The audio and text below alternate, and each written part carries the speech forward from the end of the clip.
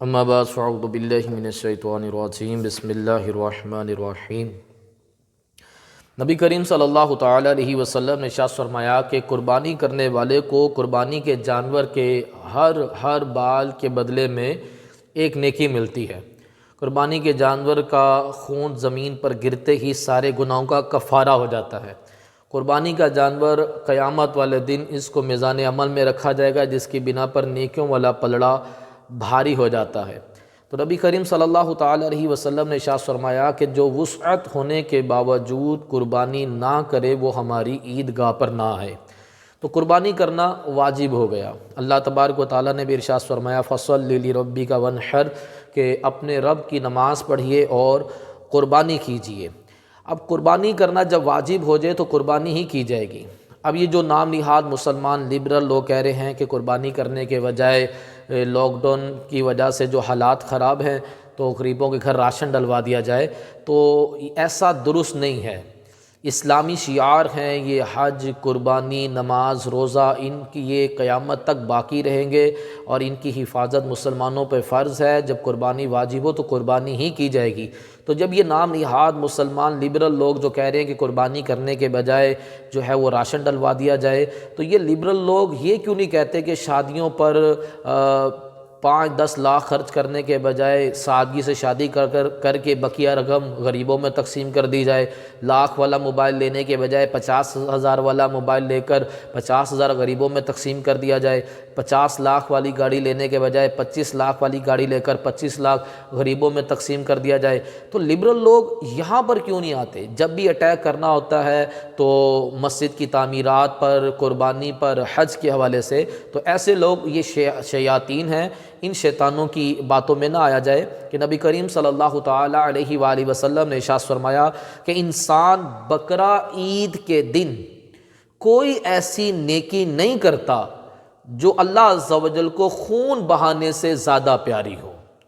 یعنی کہ سب سے بڑی نیکی یہی ہے بقرہ عید والے دن کہ قربانی کرنا اور جانور کو ذبح کرنا۔ فرمایا کہ یہ قربانی قیامت میں اپنے سینگوں، بالوں اور کھروں کے ساتھ آئے گی، اور قربانی کا خون زمین پر گرنے سے پہلے ہی اللہ کے ہاں قبول ہو جاتا ہے، لہٰذا خوش دلی کے ساتھ قربانی کرو۔ قربانی واجب ہونے کی 3 صورتیں ہیں۔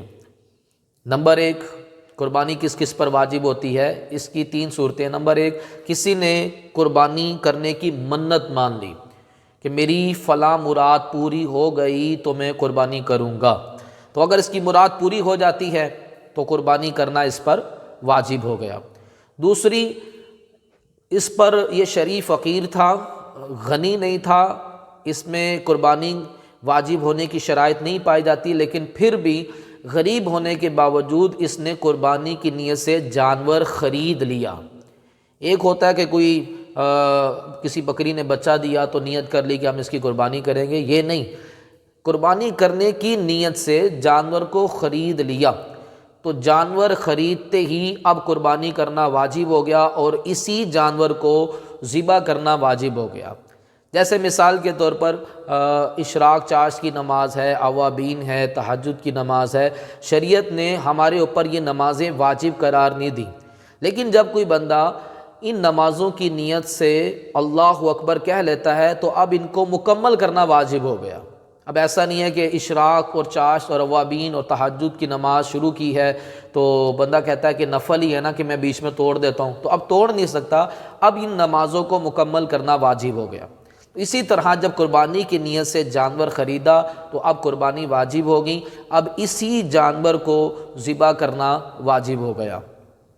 اب تیسری جو صورت ہے قربانی واجب ہونے کی، اس کی شرائط ہیں۔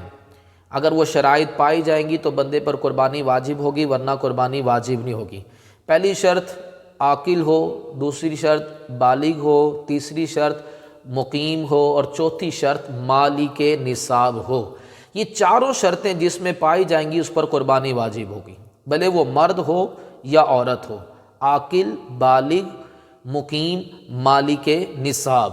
اب یہ 4 شرطیں ان 3 دنوں میں پائی جائیں، 10، 11، 12۔ مثال کے طور پر کسی میں 9 ذی الحجہ کو یہ شرطیں نہیں پائی جا رہی، لیکن 12 تاریخ کے اندر یہ شرطیں مکمل ہو گئیں تو اس پر قربانی واجب ہو جائے گی، ٹھیک ہے۔ تو ان 3 دنوں کے اندر جب بھی یہ چاروں شرطیں پائی گئیں تو قربانی واجب ہو جائے گی۔ مثال کے طور پر ایک شخص مقیم بھی ہے، وہ عاقل بھی ہے، عاقل یعنی کہ عقل ٹھیک ہے، اس کی ذہنی توازن خراب نہیں۔ نمبر 3 وہ مالک نصاب بھی ہے، بالغ نہیں ہے، لیکن 11 تاریخ کو، ذوالحجہ کی 11 تاریخ کو یہ بالغ ہو گیا تو 11 تاریخ کو اس کے اوپر قربانی واجب ہو گئی۔ اسی طرح ایک بندہ عاقل بھی ہے، بالغ بھی ہے، مقیم بھی ہے، لیکن مالک نصاب نہیں ہے، تو 12 تاریخ کو اس کے اوپر کہیں سے رقم اتنی آ گئی کہ یہ مالک نصاب ہو گیا تو اس کے اوپر قربانی واجب ہو جائے گی۔ اب سوال یہ ہے کہ مالک نصاب کسے کہتے ہیں؟ یہ یاد رکھیے گا کہ زکوٰۃ کا نصاب اور قربانی کے نصاب میں فرق ہے۔ قربانی کے نصاب کو زکوٰۃ کے نصاب کے ساتھ نہیں ملانا چاہیے۔ اب جو نصاب ہے وہ ہے 52.5 تولے چاندی۔ 52.5 تولے چاندی کی قیمت بالفرض اگر 52,000 روپے بن رہی ہے تو کسی کے پاس اگر 1 تولہ سونا ہے یا اتنی ہی رقم ہے جو 52.5 تولے یعنی کہ اتنی ہی چاندی ہے اور سونا ہے کہ ان کو ملا دیں تو یہ 52,000 روپے کی رقم بن جائے گی، یا اتنی ہی رقم حاجت سے زائد موجود ہے، یا بندے کے پاس حاجت سے زیادہ سامان اور ضروریات زندگی سے علاوہ سامان ہے، ان سب چیزوں کو پلس کریں 52,000 روپے بن جائے تو اس بندے پر قربانی واجب ہو جائے گی۔ حاجت اصلیہ سے زائد سامان، جیسے کہ ایک گاڑی کی ضرورت ہے 2 گاڑیاں ہیں، ایک مکان کی ضرورت ہے 2 مکان ہیں، مکان ہونے کے باوجود کو 1-2 مرلے کا ایکسٹرا ویسے ہی پلاٹ رکھا ہوا ہے، بچیوں کی شادی کرنے کے لیے پہلے سے ہی جہیز کا سامان بنا کر رکھا ہوا ہے، وہ ابھی آپ نے بچیوں کو دیا تو نہیں ہے نا، وہ حاجت اصلیہ سے زائد آپ کے پاس پڑا ہوا ہے۔ ضروریات زندگی سے علاوہ سامان، کھیل کود کے آلات اور کمپیوٹر اگر ویڈیو گیمز وغیرہ کے لیے ہے، آڈیو ویڈیو کے ڈیکوریشن کا جتنا سامان ہے یعنی کہ ڈیکوریشن کے لیے ہے، یہ سب کا سب ضروریات زندگی سے علاوہ میں آئے گا۔ تو اب جس کے پاس یہ اگر ان کو پلس کریں تو 52,000 روپے بن جاتا ہے، یعنی کہ چاندی کی اگر رقم 52.5 تولے چاندی کی رقم اتنی ہے تو اس پر قربانی واجب ہو جائے گی۔ اب بہت ساری عورتوں پر قربانی واجب ہوتی ہے، ان کے پاس کوئی 1 تولہ سونا ہوتا ہے، اب سونا 80,000 85,000 90,000 روپے کا ہے تو اس خاتون پر قربانی واجب ہو جائے گی۔ اور بعضوں کی شادی ہوتی ہے تو وہ ایکسٹرا جہیز کا سامان اتنا ہوتا ہے کہ وہ بالکل استعمال میں نہیں ہوتا، بالکل حاجت سے زیادہ ہوتا ہے، تو اگر وہ سب 52-53 ہزار کو بن جائے تو اس عورت پر قربانی واجب ہو جائے گی۔ اب یہ دیکھیں گھر میں کن کن افراد پر قربانی واجب ہو رہی ہے، سب کی الگ الگ سے قربانی ہوگی۔ بیوی کی الگ قربانی ہے، شوہر کی الگ قربانی ہوگی، جو بیٹا بچے بالغ ہو چکے ہیں اپنا کما رہے ہیں، اگر ان کے اوپر بھی یہ شرائط پائی جا رہی ہے تو ان کی الگ سے قربانی ہوگی۔ اب یہ جو خاتون کہتی ہیں، ایک تنگ دلی کا اظہار کرتی ہیں، ایسا کرنا نہیں چاہیے، حکم یہ ہے کہ خوش دلی کے ساتھ قربانی کی جائے۔ اب یہ کہتی ہیں ہم کون سا کماتی ہیں؟ بھئی اللہ تبارک و تعالیٰ نے آپ پر قربانی واجب کی ہے، خوش دلی سے قربانی کریں، پورا سال تھوڑے سے پیسے جوڑ لیں، یا آپ کا شوہر آپ کی طرف سے قربانی کر دے، آپ کا والد، آپ کا بھائی آپ کی طرف سے قربانی کر دے، خوش دلی کے ساتھ قربانی کریں، آئیں بائیں شائیں کر کر اپنی آخرت کو برباد نہ کریں۔ تو جس پر بھی 1 تولہ سونا ہو اس پر بھی قربانی واجب ہو جائے گی۔ تو یہ ہے قربانی واجب ہونے کی شرائط۔ ایک تھا منت مانی، دوسرا تھا کہ قربانی کی نیت سے جانور خرید لیا، اور تیسرا یہ ہے کہ جس کے اندر یہ شرائط پائی جائیں گی، عاقل، بالغ، مقیم اور مالک نصاب۔ اب سوال یہ ہے کہ لوگوں کے ہاں مشہور یہی ہے کہ جس نے قربانی کرنی ہے وہ ذوالحجہ کا چاند نظر آنے پر ناخن نہیں اتارے گا، بال نہیں کاٹے گا۔ نبی پاک صلی اللہ تعالیٰ علیہ وسلم نے ارشاد فرمایا، جو قربانی کرنے کا ارادہ رکھتا ہو ذوالحجہ الحرام کا چاند دیکھنے سے قربانی کرنے تک ناخن، بال اور مردہ کھال وغیرہ نہ کاٹے نہ کٹوائے۔ یہ حدیث پاک میں ہے۔ اب یہ عمل مستحب ہے، جس نے قربانی کرنی ہے وہ ذوالحجہ کا چاند نظر آنے پر سے لے کر قربانی کرنے تک نہ ناخن تراشے، نہ ہی بال کاٹے، اور نہ ہی جسم سے کہیں سے بردہ کھال اتارے۔ اس کے لیے ثواب زیادہ ہے، اگر کر لے تو ثواب ہے، نہ کرے تو کوئی گناہ نہیں، قربانی میں کوئی فرق نہیں، قربانی بالکل درست ہے، لیکن عمل کر لینا بہتر ہے، ثواب کا کام ہے۔ اب جن پر قربانی واجب نہیں ہے وہ بھی اگر ایسا کریں، ذوالحجۃ الحرام کا چاند نظر آنے سے لے کر عید کی نماز پڑھنے کے بعد تک یہ اس کے بعد اپنے ناخن تراشیں، بال وغیرہ کٹوائیں تو ان کو قربانی کرنے کا ثواب ملے گا۔ یہ ہے غریبوں کی قربانی۔ تو جس پر قربانی واجب نہیں وہ یوں کر لے تو اللہ تبارک و تعالیٰ اس کو بھی قربانی کا ثواب عطا فرمائے گا۔ اب ایک سوال یہ ہے کہ آج کل بہت سی کالز آ رہی ہیں، جی ہمارا جانور مر گیا ہے، اب ہم کیا کریں؟ دیکھیے، پہلی بات تو یہ، جو تو جانوروں کی کیئر کرنا جانتا ہے، ان کی بھی کیئر ہے، ان کے بھی حقوق ہیں، تو وہ بھلے ٹھیک ہے مہینہ پہلے 2 مہینے لے آئے۔ جو بندہ جانور کی کیئر کرنا ہی نہیں جانتا تو اس کو اتنی جلدی جانور نہ ہی لائے، عید سے 1-2 دن پہلے لے آئے۔ اب یہ پہلے لے آتے ہیں، کیئر کرنا نہیں آتی، جانور مر جاتا ہے۔ اب ان کا دل چھوٹا پڑ جاتا ہے کہ جی ہمارا 40,000 50,000 کا بکرا تھا، وہ مر گیا ہے، اب ہم قربانی نہ کریں۔ تو یہ یاد رکھیے گا، جس پر قربانی واجب ہے وہ جانور لے کر آیا، وہ جانور مر گیا یا اس کے اندر عیب پیدا ہو گیا۔ مثال کے طور پر آپ گائے لے کر آئے، گاڑی سے اتارتے ہوئے اس کی ٹانگ ٹوٹ گئی، سینگ ٹوٹ گیا، دانت ٹوٹ گئے، اس طرح کا کوئی معاملہ ہوا، تو اب آپ کو دوسرا جانور لینا پڑے گا۔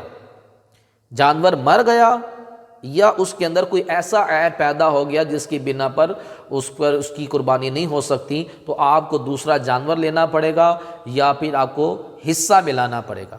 ہاں، اگر آپ پر قربانی واجب نہیں تھی اور آپ شوق میں جانور لے آئے، اب آپ کا وہ جانور مر گیا ہے تو اب دوسرا لینا ضروری نہیں، کیونکہ جس جانور کو ذبح کرنا آپ پر واجب تھا وہ جانور ہی آپ کا مر گیا ہے۔ تو شرعی فقیر کو دوسری قربانی لینے کی ضرورت نہیں ہے، غنی کو دوسری قربانی لینا اس کے اوپر لازم ہو جائے گا۔ اب ایک سوال یہ ہے کہ ہم جانور لے کر آئے ہیں، کیا ہم اس کو بیچ سکتے ہیں؟ تو جو غنی ہے، جس پر قربانی واجب ہے، وہ جانور کو بیچ کر اس سے اچھے والا جانور لے سکتا ہے، کم پیسوں والا نہیں، اس سے اچھے والا جانور جو ہے لے سکتا ہے۔